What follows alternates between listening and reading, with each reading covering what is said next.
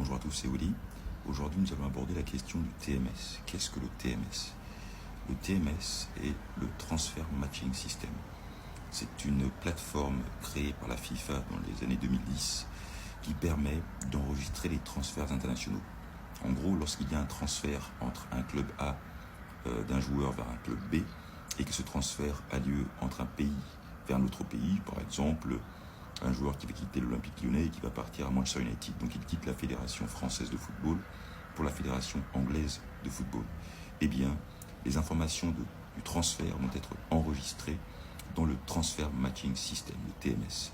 Dedans, il y aura bien sûr le montant de la transaction, il y aura également les commissions versées aux agents et la fédération qui reçoit doit valider effectivement ces informations-là dans TMS et produire ce que l'on appelle le CIT, le certificat international de transfert. Pourquoi j'en parle? Parce qu'on arrive dans la deadline du mercato. Demain, 1er septembre, ce sera la fin du marché des transferts. Pour certains pays, en tout cas en Europe, d'autres marchés, ça va continuer.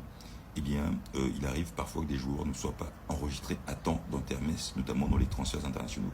Et dans le transfert national, c'est-à-dire d'un club français vers un autre club français, il y a ce qu'on appelle, on va dire, une plateforme d'enregistrement des transferts nationaux, qui est similaire à TMS, mais qui n'est pas TMS. Voilà.